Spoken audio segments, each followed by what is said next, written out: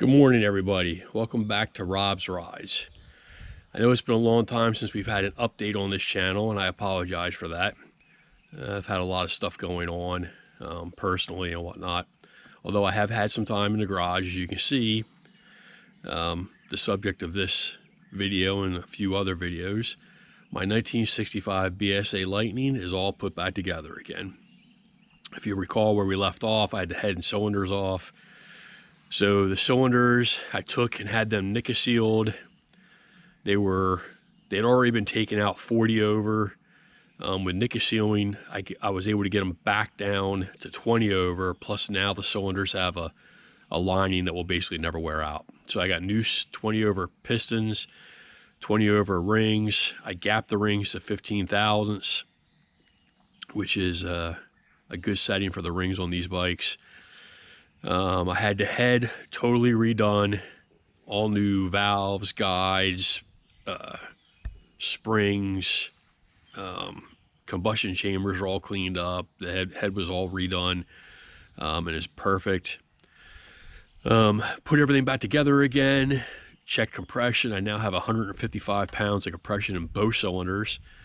Went to start it for the first time, and sure enough, she actually started up on the very first kick. She wasn't running quite right. I diagnosed it to bad original Amel carburetors. So I installed a set of brand new Amel Premier carburetors, concentrics. Now, granted, this bike, it being a 1965, would have came from the factory with monoblocks.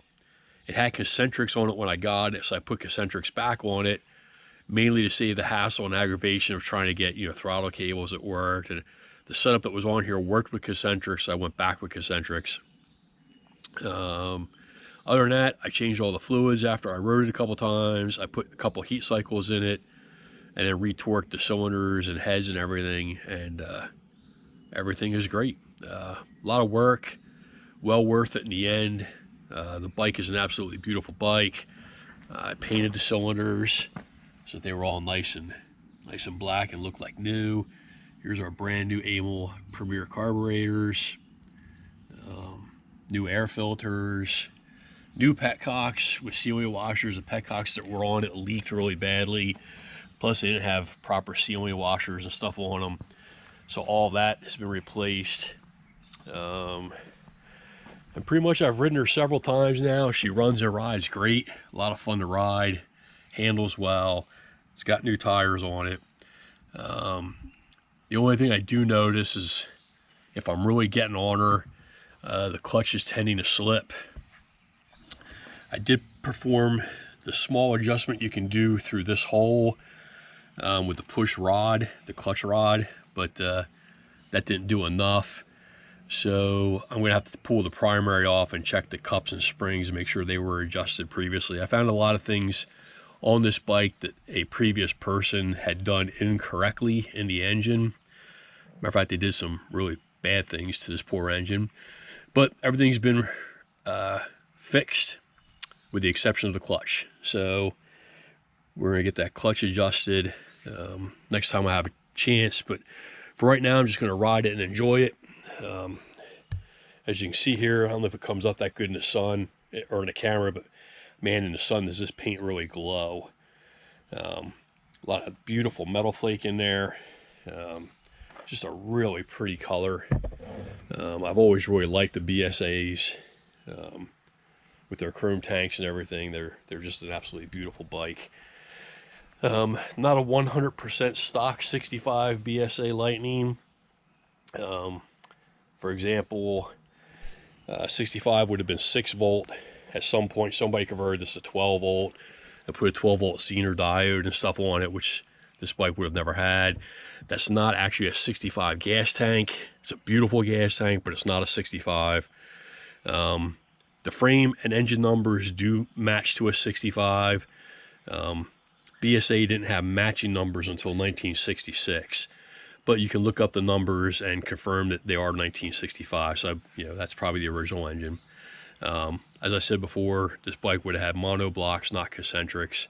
But all in all, it's going to be a great bike. It's a beautiful bike, and it'll be a great bike to ride. Sounds good. Just all around a great example. As you saw from the video tearing it apart, not a difficult bike to work on. Very easy actually to work on. So at this point, why don't we start her up, and then we'll take her out for a ride, and you guys can come along and see how she rides.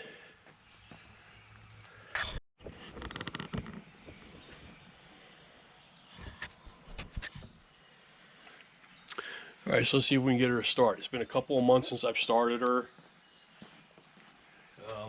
Actually, not a couple months, more like a couple of weeks since I've started her.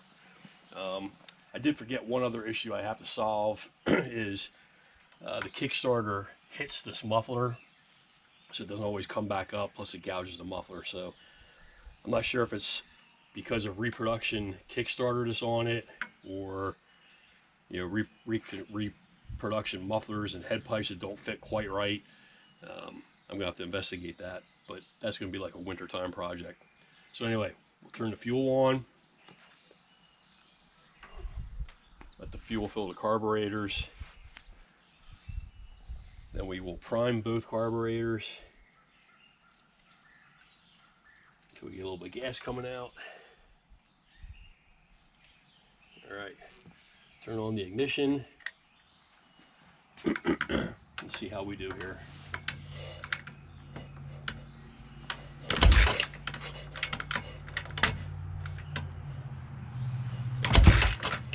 Almost.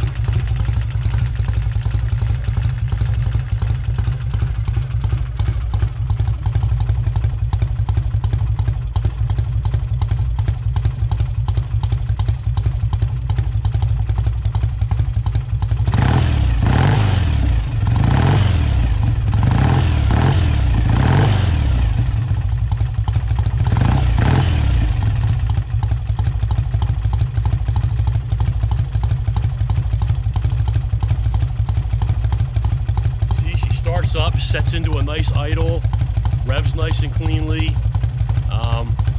Let me get suited up and put the camera on the bike, and we'll go out for a ride.